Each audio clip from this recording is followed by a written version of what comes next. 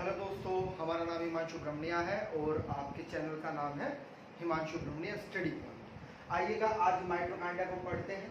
ठीक है, ये एक अलग कोशिकांग है माइटोकॉन्ड्रिया और बहुत ही ज़्यादा महत्वपूर्ण है। अधिकांश परीक्षाओं में माइटोकॉन्ड्रिया से प्रश्न आते हैं। ठीक है, क्लियर है पॉइंट।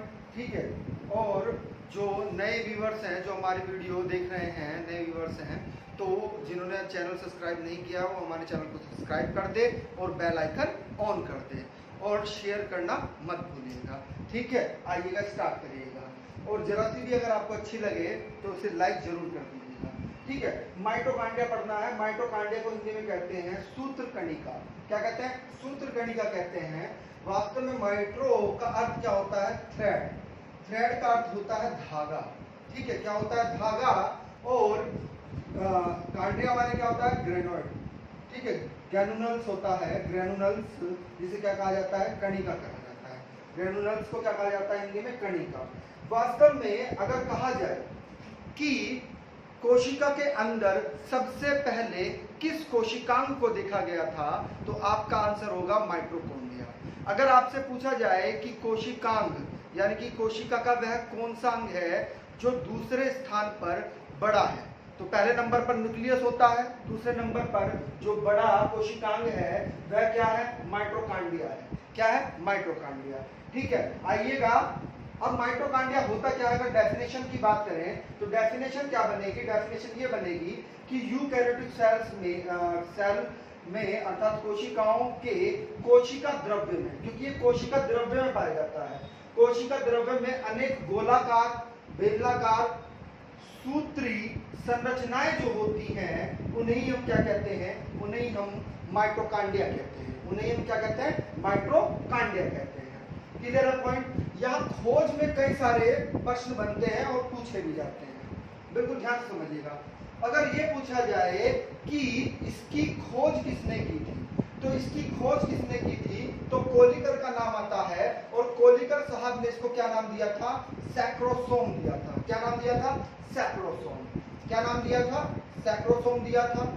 अल्टमैन ने इसको क्या नाम दिया था? बायोब्लास्ट दिया था। क्या नाम दिया था? बायोब्लास्ट। ठीक है, वेल्डा ने क्या नाम दिया था? वेल्डा या वेल्डा लिखा आएगा, कंफ्यूज नहीं होना है। तो वेल्डा ने इसको क्या कहा था? माइटोकॉन्ड्रिया कहा था। क्या कहा था? माइटोकॉन्ड्रिया। फ्लेमिंग ने इसको क्या कहा था? फ्लेमिंग ने इसे फिला कहा था। क्या कहा था? फिला कहा था। वास्तव में अल्टमैन ने क्या इसे बायोब्लास्ट क्यों कहा? जब कहने का तात्पर्य है कोशिका में उपस्थिति की सबसे यानी कि कोशिका में उपस्थिति के बारे में अल्टमैन नहीं बताया था। प्रश्न ऐसे भी बनता है कि कोशिका में उपस्थित माइटोकॉन्ड्रिया को किसने बताया? तो सेल्स के अंदर अर्थात कोशिका के अंदर उपस्थिति किसने बताई थी? अल्टमैन ने बताई थी। इसे बायोब्लास्ट कहते हैं। क्या कहते हैं? बायोब्लास्ट कहते हैं। Clear point?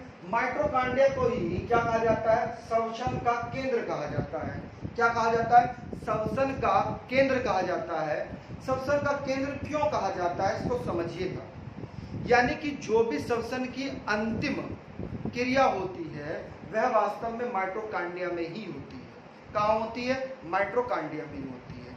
देखिएगा, हमने खाना खाया, खाना खाने के बाद में कार्बोहाइड्रेट के रूप में हमें क्या मिला?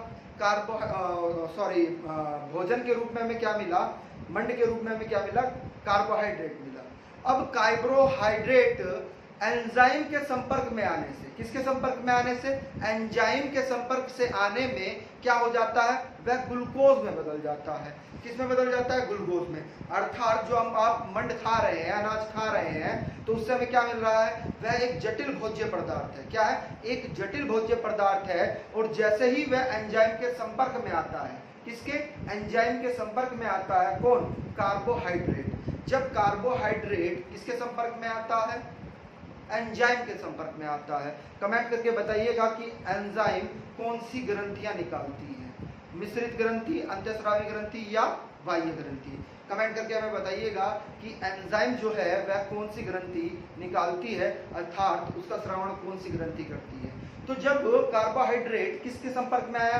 एंजाइम के संपर्क में आया, तो होता क्या है? वह जटिल भोज्य पदार्थ अर्थात कार्बोहाइड्रेट सरल भोज्य पदार्थ में टूट जाता है, अर्थात ग्लूकोज में टूट जाता है। क्लियर है पॉइंट? आ रही है बात समझ में?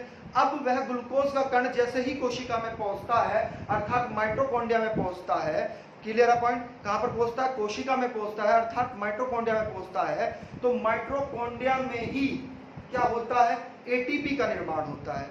यानी कि कहने का तात्पर्य यह है, जैसे आपने भोजन लिया, भोजन करने के बाद में एंजाइम ने ग्लूकोज के रूप में तोड़ दिया, ठीक है, किसको? कार्बोहाइड्रेट को सरल भोज्य पदार्थ में बना दिया, उसको एक कण के रूप में तोड़ दिया, ठीक है। अब आपने क्या लिया? श्वास लिया। जब आपने श्वास लिया तो श्वास लेने के बाद में वह जो ऑक्सीजन है, क्योंकि जब आप श्वास लेते हैं तो ऑक्सीजन क्या होती है? आपके अंदर जाती है ना। जब आपके अंदर कोशिका पहुंची, आपके कोशिकांगों में पहुंची, तो होता क्या है कि माइटोकॉन्ड्रिया में ही जब ग्लूकोज के संपर्क में ऑक्सीजन आता है या ऑक्सीजन के संपर्क में ग्लूकोज आता है, तब क्या होता है? तब एटीपी का निर्माण होता है। किसका निर्माण होता है? एटीपी का निर्माण होता है, अर्थात एडिनोसिन ट्राइफॉस्फेट का निर्माण होता है। और एटीपी को ही क्या कहा जाता है? ऊर्जा सिक्का कहा जाता है, क्योंकि वो ऊर्जा हमें जो मिल रही है वास्तव में श्वसन की अंतिम क्रिया के रूप में, वह एटीपी के रूप में मिल रही है। यानी कि जो आपने श्वसन की क्रिया की, वह अंतिम रूप से कहां पर हो रही है? माइटोकॉन्ड्रिया में हो रही है। इसीलिए इसको श्वसन का केंद्र भी कहते हैं। किसको? माइटोकॉन्ड्रिया। क्लियर है पॉइंट? ठीक है, आगे आइएगा। एक चीज समझिएगा बिल्कुल ध्यान से, देखिएगा होता क्या है। आपसे प्रश्न ये भी देखिए घुमाकर ऐसा पूछा जाएगा कि कोशिका के अंदर होने वाले ऑक्सीकरण स्थल का नाम बताइए। तो ऑक्सीकरण यानी कि ऑक्सीडेशन की जितनी भी क्रियाएं होती हैं, वह वास्तव में कहां होती हैं? माइटोकॉन्ड्रिया में ही होती है। किस किस का ऑक्सीडेशन होता है? बिल्कुल ध्यान से समझना है। कार्बोहाइड्रेट का भी ऑक्सीडेशन यहीं पर हो रहा है, हमने अभी आपको बताया। फैट यानी कि वसा का भी ऑक्सीडेशन यहीं पर हो रहा है, ठीक है। स्टेरॉइड, क्या? स्टेरॉइड है ना, जटिल प्रोटीन का रूप होता है स्टेरॉइड। बताएंगे आपको, ज्यादा लेने से स्टेरॉइड क्या होती हैं? हड्डियां भी खराब हो जाती हैं। आगे जब आपको प्रोटीन पढ़ाएंगे, प्रोटीन का ही रूप होता है जटिल रूप स्टेरॉइड भी, जब प्रोटीन पढ़ाएंगे तब बताएंगे कि स्टेरॉइड होता है, ठीक है। और हीमोग्लोबिन, हीमोग्लोबिन में भी अगर आपसे पूछा जाए कि किसका, देखिएगा हीमोग्लोबिन होता है। क्या होता है? ग्लोबिन होता है। तो होमोग्लोबिन में जो ये हीमो है, वास्तव में ये हीम से बना है। किससे बना है? हीम से बना है। और हीम का मतलब क्या होता है? पिगमेंट। क्या होता है? पिगमेंट होता है। और पिगमेंट का मतलब क्या होता है? वर्णक होता है। क्या होता है? वर्णक। वर्णक का अर्थ क्या होता है? रंग देने वाला, रंग देने वाला, ठीक है। क्लियर है पॉइंट? यानी कि हिम का भी संश्लेषण कौन कर रहा है? वास्तव में हिम का भी संश्लेषण कौन करता है? माइटोकॉन्ड्रिया करता है। ग्लोबिन क्या है वास्तव में? ग्लोबिन एक प्रकार का प्रोटीन होता है। ग्लोबिन क्या होता है? वास्तव में एक प्रकार का प्रोटीन होता है। जब प्रोटीन पढ़ाएंगे तो तब इस पर हम चर्चा करेंगे आपसे, ठीक है। क्लियर है पॉइंट? तो आपसे अगर पूछा जाए कि ऑक्सीकरण का स्थल केंद्र कौन सा होता है, तो ऑक्सीकरण का स्थल केंद्र भी माइटोकॉन्ड्रिया ही होता है। श्वसन का केंद्र भी यही होता है, ऑक्सीकरण का केंद्र भी, स्थल केंद्र भी यही होता है। क्लियर है पॉइंट? आइए नोट्स बनाते रहिएगा भैया। कॉपी किताब उठा लीजिए अपनी, सॉरी पेन और कॉपी उठा लीजिएगा और नोट्स बनाना शुरू कर दें अपना, ठीक है। चलिए अब एक चीज और समझिएगा बिल्कुल ध्यान से, होता क्या है, यानी कि इसे श्वसन केंद्र क्यों कहा गया, ये समझिएगा। भाई हमारे पास में सरल भोज्य पदार्थ के रूप में क्या आया था? ग्लूकोज आया था, यानी कि C6H12O6 आया था। और हुआ क्या साथ में 6 मॉलिक्यूल्स हमें किसके मिल गए? ऑक्सीजन के मिले जब आपने श्वास लिया। क्योंकि थोड़ी देर पहले ही हमने क्या बताया आपको, जब हम श्वसन की क्रिया करते हैं और जब ऑक्सीजन के संपर्क में क्या आता है? ग्लूकोज आता है। ये क्या है? ग्लूकोज। ग्लूकोज का रासायनिक रूप क्या होता है? C6H12O6 होता है। ये ग्लूकोज है, ये ऑक्सीजन है। Clear point? यानी कि एक ग्लूकोज का कण, इसका एक ग्लूकोज का कण, और 6 किसके कण होते हैं? ऑक्सीजन के कण। जब ये आपस में संपर्क करते हैं, किस एंजाइम की प्रेजेंस में, किसके, एंजाइम के प्रेजेंस में जब यह क्रिया करते हैं तो होता क्या है वास्तव में 6 मॉलिक्यूल्स तो आपके CO2 बनते हैं और 6 ही मॉलिक्यूल्स आपके किसके बनते हैं, H2O के बनते हैं। और साथ में क्या बनता है, ATP बनता है। क्या बनता है, ATP, adenosine triphosphate, adenosine triphosphate बनता है। वास्तव में ये किस रूप में मिलता है, ऊर्जा के रूप में हो रहा है। वास्तव में यही क्या है, हमारी ऊर्जा है। जितनी भी उपापचय क्रियाएं होती हैं उसमें इसी ऊर्जा की आवश्यकता होती है। श्वसन का मतलब ये नहीं होता है कि आपने CO2 को लिया और ऑक्सीजन को लिया और CO2 को छोड़ा। ऑक्सीजन का अर्थ ये होता है वास्तव में ऊर्जा का निर्माण करना।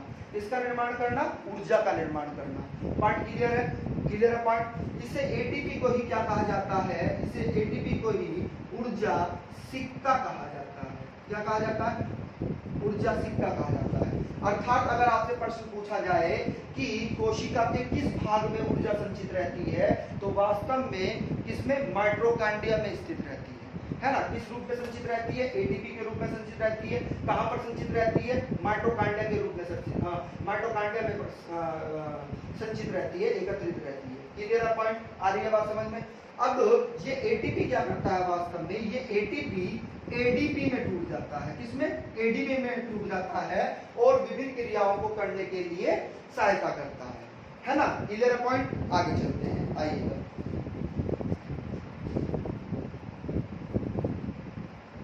देखिएगा, अब एक चीज और समझिएगा, बिल्कुल ध्यान से। अब स्ट्रक्चर पर बात करते हैं कि क्या स्ट्रक्चर है क्या नहीं।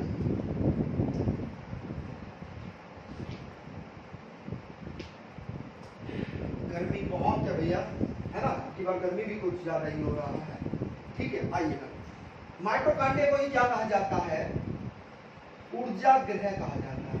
अब आपकी समझ में आ गया होगा ऊर्जा गृह क्यों कहा जाता है, क्योंकि ATP के रूप में ऊर्जा यहीं पर एकत्रित रहती है ना। आ रही है बात समझ में, यानी कि जो ऊर्जा का निर्माण हो रहा है वह यहीं पे हो रहा है। अभी बताएंगे आपको, क्रेब्स साइकिल भी इसी में होता है, क्रेब्स साइकिल भी इसी में होता है। और इलेक्ट्रॉन ट्रांसपोर्ट सिस्टम, है ना, इलेक्ट्रॉन ट्रांसपोर्ट सिस्टम, अर्थात कहने का मतलब यह है, जो हिंदी में बोलते हैं इलेक्ट्रॉन अभिगमन तंत्र भी इसी में होता है। अभी बताएंगे कि किस पार्ट में हो रहा है।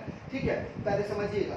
तो ऊर्जा गृह इसको इसलिए कहा गया क्योंकि ऊर्जा मुक्त करता है ना, ऊर्जा मुक्त कर रहा है, इसीलिए इसको क्या कहा गया है, ऊर्जा गृह कहा गया है ना। इसे ही ऊर्जा गृह कहा गया है, इसे ही पावर हाउस कहते हैं, पावर हाउस।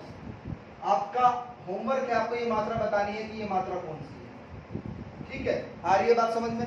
देखिएगा, माइटोकॉन्ड्रिया को अगर हम कहें, हमने लिखा माइटोकॉन्ड्रिया, ये भी सही है। अगर हम कहें माइटोकॉन्ड्रिया, ये भी सही है। ठीक है, यहाँ पर अण की बिंदी आ गई है और यहाँ पर आधा अण है। आपको बताना है कि ये दोनों क्यों सही है। ऐसा है, प्लेलिस्ट में अगर आप जाएंगे तो प्लेलिस्ट में हिंदी की वीडियो पड़ी है हमारी, है ना, वहां पर जाकर हिंदी की वीडियो को देखिएगा। ये सारे डाउट्स आपके क्लियर हो जाएंगे कि कहाँ पर अण की बिंदी लगानी है, कहाँ पर नहीं लगानी है, क्यों लगाते हैं, है ना, हलंत क्या होता है, ये मात्रा कौन सी होती है। ठीक है, आ रही बात समझ में, आगत की मात्रा होती है, ध्यान रखिएगा। ठीक है, चलिए, तो प्लेलिस्ट में जाएंगे, वहां पर हिंदी की वीडियो आपको मिलेगी। मानक हिंदी के नाम से पूरी वीडियो है, 23-24 वीडियो पड़ी है, देखिएगा। 70% हिंदी वहीं पर खत्म कर दी है। ठीक है, आइए अब एक चीज और समझिएगा। अब थोड़ा सा इस पर बात कर लेते हैं भाई, स्ट्रक्चर पे भी बात कर लेते हैं। आइएगा, देखिएगा, इसमें क्या होती है, वास्तव में 2 झिल्लियां होती है, यानी कि दोहरी झिल्ली का होता है। एक ये बाहरी वाली झिल्ली और एक ये ब्लू कलर की जो हमने बनाई है, ये अंदर वाली झिल्ली। क्लियर है पॉइंट। DNA, देखिएगा, बिल्कुल ध्यान समझिएगा, DNA के कारण अपने प्रोटीन व एंजाइम का निर्माण ये खुद करता है। क्लियर है पॉइंट, क्योंकि इसमें DNA भी पाया जाता है। क्या पाया जाता है, DNA, और वो भी कौन से प्रकार का, 37 जीन प्रकार का। कितने प्रकार का, 37 जीन प्रकार का DNA पाया जाता है। क्लियर है पॉइंट। इसी में ही क्या पाया जाता है, राइबोसोम पाया जाता है। इसी में ही क्या पाया जाता है, राइबोसोम पाया जाता है, और वह भी कितने प्रकार का, 70S प्रकार का। वास्तव में जो ये यहाँ पर आपको डॉट डॉट करके भरा हुआ है, रेड कलर का, ब्लैक कलर का और ग्रीन कलर का, ये क्या है वास्तव में? ये द्रव है। क्या है? द्रव है इसका। इसे हम क्या कहते हैं? मैट्रिक्स कहते हैं। क्या कहते हैं? मैट्रिक्स। तो मैट्रिक्स के अंदर ही क्या पाया जाता है? डीएनए और राइबोसोम पाया जाता है। अब डीएनए और राइबोसोम पाया जा रहा है, इसीलिए इसे क्या कहा जाता है? अर्धस्वायत्त कहा जाता है। क्या कहा जाता है? अर्धस्वायत्त कहा जाता है। क्लियर है पॉइंट? आ रही है बात समझ में? हमारी सेकंड वीडियो देखिएगा प्लेलिस्ट में जाकर, वहां पर हमने अर्धस्वायत्त के बारे में आपको बताया है। ठीक है, तो यहाँ पर टाइम वेस्ट नहीं करेंगे। तो डीएनए और राइबोसोम के कारण ही इसको क्या कहा जाता है? अर्धस्वायत्त कहा जाता है। क्लियर है पॉइंट? आ रही है बात समझ में? अब समझिएगा, इसके अंदर ये उंगली की तरह, देखिएगा आप, ये उंगली की तरह अंदर दोहरी रचना है कि नहीं? दो झिल्लियां है ना इसमें, एक तो बाहर वाली रेड कलर की बनी हुई है, एक अंदर ब्लू कलर की बनी हुई है। तो जो बाहरी कलर की होती है इसमें कई छिद्र भी होते हैं, बहुत सारे छिद्र होते हैं, कई छिद्र होते हैं और वो मुलायम होते हैं। क्या होते हैं? मुलायम होती है ना? आ रही बात समझ में? Clear point? यानी कि कहने का तात्पर्य ये है कि ये जो झिल्ली है इसमें छिद्र होते हैं। भाई ये झिल्ली जो है हमारी, इसमें क्या है? छिद्र हैं। और ये छिद्र जो होते हैं वास्तव में ये क्या होते हैं? मुलायम होते हैं। कैसे होते हैं? मुलायम होते हैं ये छिद्र। और जो अंदर की झिल्ली है, ये ब्लू कलर वाली, ये ब्लू कलर की जो झिल्ली है अंदर की तरफ, उंगली की तरफ अंदर को जा रही है ना? उंगली नुमा है, मुड़ी हुई है। ठीक है, आ रही है बात समझ? ये भीतरी झिल्ली है। अब इसी के अंदर क्या है? एक ये देखिएगा, ये संरचना, ये मोस्ट इंपोर्टेंट है। क्लियर है पॉइंट? देखिएगा, इसे ही हम क्या कहते हैं? इसे ही हम ऑक्सीसोम कहते हैं। क्या कहते हैं? इसे ही हम ऑक्सीसोम कहते हैं। हमने अलग से बना दिया है इसके बारे में, ऑक्सीसोम के बारे में। ठीक है, एक इसमें क्रिस्टी भी होती है। देखिएगा, ये अंदर की तरफ, यानी कि जो आंतरिक झिल्ली है, ये आंतरिक झिल्ली में उभरे हुए जो भाग है, उंगली की तरह निकले हुए हैं, वास्तव में इसे क्या कहा जाता है? इसे क्रिस्टी कहा जाता है। क्या कहा जाता है? क्रिस्टी, है ना? ये बाह्य झिल्ली हो गई, ये आंतरिक झिल्ली हो गई। Clear point? आ रही है बात समझ में? अब एक चीज और समझिएगा, आप मैट्रिक्स के बारे में समझिएगा कि मैट्रिक्स में क्या क्या होता है। तो मैट्रिक्स में वास्तव में प्रोटीन होता है। ये मैट्रिक्स जो तरल पदार्थ भरा हुआ है, रंग बिरंगा हमने डॉट करके डाला हुआ है, जिसमें क्या है? प्रोटीन भी है, इसी में ही आपका एंजाइम भी है, इसी में ही आपका क्या है? राइबोसोम भी है। राइबोसोम हमने दिखा दिया आपको, बोरा राइबोसोम वह भी कौन से प्रकार का? 70S प्रकार का होता है, अर्थात कम क्षमता वाला होता है ना? जब इसमें खुद का राइबोसोम है तो प्रोटीन का निर्माण तो ये अपने आप ही करेगा ना, क्योंकि हमने बताया था कि राइबोस जहां पर भी आ जाए तो तुरंत समझ जाएगा कि प्रोटीन का निर्माण हो रहा है, अर्थात प्रोटीन सिंथेसिस हो रहा है। ठीक है, तो राइबोसोम भी इसमें पाया जाता है। Clear point? आ रही है बात समझ में? और राइबोसोम के साथ साथ इसमें डीएनए भी पाया जा रहा है, वह भी कौन सा? 70 जीन प्रकार का। ठीक है, 70 जीन प्रकार का क्या पाया जा रहा है? डीएनए पाया जाता है।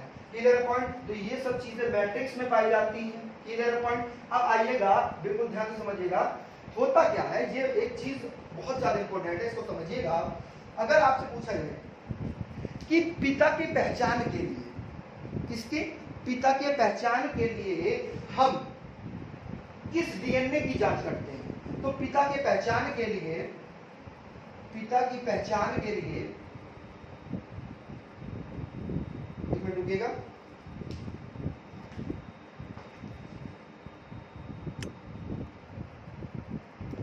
हाँ, तो पिता की पहचान के लिए वास्तव में हम किसका? बहुत इंपॉर्टेंट प्रश्न है, पूछा जाता है एग्जाम में, न्यूक्लियर डीएनए की जांच करते हैं। किसकी? न्यूक्लियर डीएनए की जांच करेंगे। लेकिन अगर माता की पहचान करनी हो तो उसके लिए किसका करेंगे? तो उसके लिए जो माइटोकॉन्ड्रिया में डीएनए है, पॉइंट क्लियर है? जो माइटोकॉन्ड्रिया में डीएनए है उससे जांच करेंगे। पॉइंट क्लियर है? अर्थात माइटोकॉन्ड्रियल डीएनए से जांच करेंगे, क्योंकि जो संतान होती है, बिल्कुल ध्यान समझिएगा, जो संतान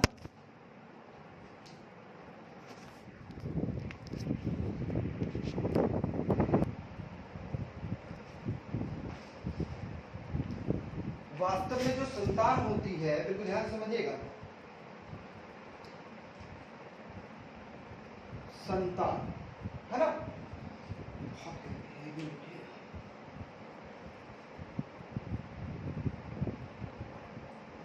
संतान में हमेशा कौन सा डीएनए जाता है? माइटोकॉन्ड्रियल डीएनए ही पहुंचता है। ठीक है, अर्थात कहने का मतलब ये है कि पिता का डीएनए नहीं पहुंचता।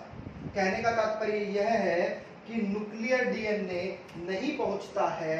कौन सा डीएनए पहुंचता है? संतान में माइटोकॉन्ड्रियल डीएनए पहुंचता है। पॉइंट क्लियर है? माइटोकॉन्ड्रियल डीएनए पहुंचता है। क्लियर है पॉइंट? आगे चलते हैं। देखिएगा, जो आंतरिक झिल्ली है वो 75 एंगस्ट्रॉम की है और जो बाह्य झिल्ली है वो भी 75 एंगस्ट्रॉम की है। ठीक है, क्लियर है? वहां पर नहीं बता पाए थे तो अभी देखिएगा, समझिएगा बिल्कुल ध्यान से।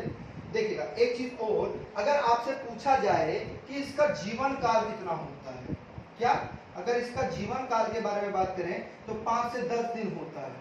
अगर इसकी संख्या की बात करें तो संख्या कितनी होती है? 500 से 1600 होती है। कितनी? 1600। लेकिन कुछ कवक और जीवाणु ऐसे हैं जिनमें एक ही होता है, जैसे कि माइक्रोस्टेट, इसमें एक ही होता है। अगर हम कहें क्लोरोफाइसा, इसमें भी क्या माइटोकॉन्ड्रिया एक ही होता है। Clear point? आ रही है बात समझ में? अगला फैक्ट समझिएगा। एक चीज और, अगर कहा जाए कि इसकी लंबाई कितनी होती है तो इसकी लंबाई 3 माइक्रोमीटर से 5 माइक्रोमीटर तक होती है। अगर इसकी चौड़ाई की बात करें तो चौड़ाई इसकी 0.5 माइक्रोन से लेकर 2 माइक्रोन तक होती है। ठीक है, अगर संरचना की बात करें तो यह कैसा होता है? बेलनाकार होता है। बेलनाकार होता है। कैसा होता है? बेलनाकार। Clear point? आ रही है बात समझ में? आगे चलिएगा। यह जंतु और पादप कोशिका में दोनों में पाया जाता है। यह जंतु और पादप कोशिका में दोनों में पाया जाता है, लेकिन पादप कोशिका की अपेक्षा जंतु कोशिका में अधिक पाए जाते हैं। यानी कि पादप कोशिका की अपेक्षा जंतु कोशिका में माइटोकॉन्ड्रिया अधिक पाए जाते हैं। ठीक है, ऑक्सीसोम, अगर कहा जाए कि ऑक्सीसोम की संख्या कितनी होती है तो ऑक्सीसोम की संख्या 10⁴ से लेकर 10⁵ तक होती है। Clear point? आ रही बात समझ में? हम किसकी बात कर रहे हैं? ऑक्सीसोम की बात कर रहे हैं। किसकी? ऑक्सीसोम की बात कर रहे हैं। ऑक्सीसोम की संख्या, अगर कहा जाए ऑक्सीसोम का दूसरा नाम क्या है तो ऑक्सीसोम का दूसरा नाम क्या है तो मोरेन कण है। क्या है? मोरेन कण। ये पूछा भी गया प्रश्न, क्योंकि इसकी खोज किसने की थी? ऑक्सीसोम की एफ मोरेन ने ही की थी, इसीलिए से मोरेन कण भी कहा जाता है। Clear point? और ये मोरेन कण भी 2 प्रकार के होते हैं, एक होता है F1, एक होता है F0। यानी कि F1 कण और F02, ये देखिएगा हमने बनाया हुआ भी है। ये क्या है? F1 है और ये क्या है? F0 अर्थात 0 है ना। ये आधार है, ये व्रत है अर्थात शीर्ष। ठीक है, क्लियर है? ये आधार है, यह व्रत है, व्रत की आकृति में, इसे ये F1 कहा गया है। क्लियर है पॉइंट? आ रही है बात समझ में? पॉइंट क्लियर है यहाँ तक? ठीक है, ये वास्तव में जो क्रिस्टी होती है ना, ये क्रिस्टी, इस क्रिस्टी पर ही लगे होते हैं। आप देखिएगा, ये क्रिस्टी है की संरचना में बताया, और ये क्रिस्टी पर ही क्या होते हैं? वास्तव में लगे होते हैं। क्लियर है पॉइंट? अब F0 की बात करें, अगर हम F0 की, बिल्कुल ध्यान समझिएगा, किसकी बात करें हम? F0 की अगर बात करें तो ये F0 क्या है? F0 कारक जो है के मदद से ऑक्सीसोम, हाँ ऑक्सीसोम क्या रहते हैं? आंतरिक झिल्ली से जुड़े रहते हैं। आंतरिक झिल्ली से जुड़े रहते हैं। क्या रहते हैं? जुड़े रहते हैं। Clear point? और वास्तव में इनका दूसरा नाम क्या है? बिल्कुल ध्यान समझिएगा, F0 कण का अर्थात F0 कारक का जो दूसरा नाम है वह क्या है? यहाँ पर लिखा हुआ है OSCP। क्या? OSCP, इसकी फुल फॉर्म क्या है? ओलिगोमाइसिन सेंसिटिव कॉन्फ्रेनिंग प्रोटीन। यानी कि एक प्रकार का प्रोटीन होता है जिसका नाम क्या है, ओलिगोमाइसिन सेंसिटिवी, ठीक है, सेंसिटिवी कन्फर्मिंग प्रोटीन। क्लियर है पॉइंट, आ रही है बात समझ में, एक प्रकार का क्या है, प्रोटीन है ना। अब होता क्या है, F1 की अगर हम बात करें, इसकी F1 की बात करें तो इस F1 में ही वास्तव में क्या रहता है, एटीपेज एंजाइम रहता है, एटीपेज एंजाइम रहता है। देखिएगा किसी भी नाम के पीछे अगर ASE लगा हुआ है तो वास्तव में वह क्या है, नाम किसका बन जाता है, एंजाइम का। अब इसके सामने ATP लिखा हुआ है तो यह क्या बन गया है, एटीपेज एंजाइम बन गया है। तो वास्तव में एटीपेज एंजाइम कहां पर रहता है, F1 में रहता है, इसमें F1 में अर्थात इस व्रत में रहता है। क्लियर है, और इस व्रत में रहने के कारण ही होता क्या है कि ये इसी एंजाइम के संपर्क में जब क्या ATP आता है, क्या आता है, ATP आता है, तभी वह किसमें टूटता है, वास्तव में तभी वह ADP में टूटता है। किसमें, ADP में टूट जाता है, किसमें टूट जाता है, ADP में टूट जाता है। क्लियर है पॉइंट, आ रही है बात समझ में, इसको रफ कर रहे हैं, ठीक है। आइएगा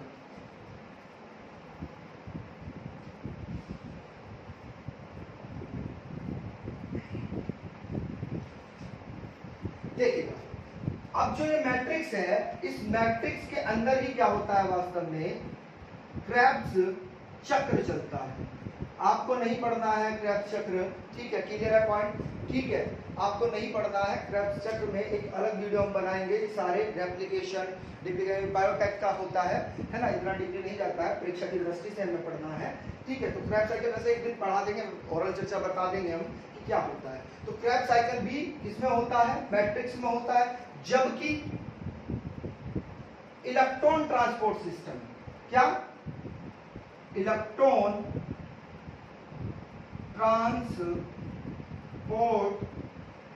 सिस्टम, जिसे हिंदी में क्या कहा जाता है, जिसे हिंदी में इलेक्ट्रॉन अभिगमन, ये इसी नाम से आएगा आपके यहाँ पर हिंदी में, अभिगमन तंत्र किसमें होता है, F1 में होता है, अर्थात व्रत में होता है। क्लियर है पॉइंट, आ रही है बात समझ में, क्लियर है पॉइंट। अब बिल्कुल ध्यान से समझना है कि पूछा जाएगा कि प्रोटीन का संश्लेषण कहाँ होता है, प्रोटीन का संश्लेषण कहाँ पर हो रहा है, मैट्रिक्स में हो रहा है। कहाँ पर हो रहा है, मैट्रिक्स में हो रहा है। डीएनए का रेप्लिकेशन, डीएनए का रेप्लिकेशन कहाँ हो रहा है, रेप्लिकेशन का मतलब होता है हिंदी में प्रतिकृतियन क्षमता, ठीक है। डीएनए की प्रतिकृतियन क्षमता कहां पर हो रही है, तो वह भी मैट्रिक्स में हो रही है। इसमें हो रही है, मैट्रिक्स में हो रही है, तभी तो इसको क्या बोला गया है, यानी कि राइबोसोम, कहा गया, सॉरी राइबोसोम देना, राइबोसोम और डीएनए के कारण ही तो इसको क्या बोला गया है, अर्धस्वायत्त संरचना बोली गई है। अब एक चीज और समझिएगा, बिल्कुल ध्यान से समझना है कि अगर आपसे पूछा जाए कि सबसे पहले जो डीएनए का पृथक्करण किया गया तो वह किस कोशिका से किया गया था, सॉरी सबसे पहले माइटोकॉन्ड्रिया का पृथक्करण किया गया था तो वह किस कोशिका से किया गया था, तो वास्तव में यकृत से किया गया था, अर्थात यकृत की कोशिका से किया गया था। किससे, यकृत की कोशिका से सबसे पहले इसका पृथक्करण किया गया था, किसका, माइटोकॉन्ड्रिया का। क्लियर है पॉइंट, आ रही है बात समझ में। अब एक चीज और समझिएगा बिल्कुल ध्यान से, प्रश्न पूछा जाता है कि इसकी उत्पत्ति हुई कैसे, तो इसकी उत्पत्ति, माइटोकॉन्ड्रिया की उत्पत्ति बैंगनी सल्फर जीवाणु से हुई। किससे, बैंगनी सल्फर जीवाणु से हुई। क्लियर है पॉइंट। अब दूसरी बात समझिएगा, इसको क्या कहा जाता है, इसको कोशिका, ये तो नाम है इसके, पावर हाउस ऊर्जा गृह, पावर हाउस ऊर्जा गृह है ना, आ रही है बात समझ में, ठीक है। अब अगर इसका अन्य नाम पूछा जाए आपसे कि कोशिका के भीतर कोशिका, कोशिका के भीतर कोशिका किसको कहा जाता है, तो माइटोकॉन्ड्रिया को कहा जाता है, क्योंकि भाई ये खुद का अपना सिंथेसिस कर रहा है, प्रोटीन सिंथेसिस कर रहा है, इसके पास में राइबोसोम भी है, डीएनए भी है, वास्तव में एक प्रोकैरियोटिक सेल की भांति है। किसकी भांति है माइटोकॉन्ड्रिया, एक प्रोकैरियोटिक सेल्स के भांति है, तो ये भी पूछ लिया जाता है कि प्रोकैरियोटिक की भांति यूकैरियोटिक में कौन रहता है। पॉइंट क्लियर है? प्रोकैरियोटिक की भांति यूकैरियोटिक में कौन रहता है? तो आपका आंसर क्या होगा? आपका आंसर माइटोकॉन्ड्रिया होगा। क्लियर है पॉइंट? आ रही बात समझ में? अब एक चीज और समझिएगा, जो पुराना माइटोकॉन्ड्रिया है उससे ही नए माइटोकॉन्ड्रिया का निर्माण होगा। जैसे एक कोशिका से, पुरानी कोशिका से नई कोशिका का निर्माण हो रहा था, ऐसे ही पुराने माइटोकॉन्ड्रिया से ही नए माइटोकॉन्ड्रिया का निर्माण होगा। पॉइंट क्लियर है? यहाँ तक बात समझ में आ गई होगी। क्लियर है पॉइंट? ठीक है। अब कोई भी डाउट्स होगा तो वो आपको कमेंट में करके आप बता दीजिएगा, कमेंट कर दीजिएगा, ठीक है। और वीडियो जरा सी भी अच्छी लगी हो तो इसे लाइक कर दीजिएगा, ठीक है। और बेल आइकन ऑन कर लीजिएगा भाई, अपना सब्सक्राइबर बेल भी सब्सक्राइबर ऑन कर लीजिएगा, ठीक है। आ रही है बात समझ में? ठीक है, थैंक यू वेरी मच।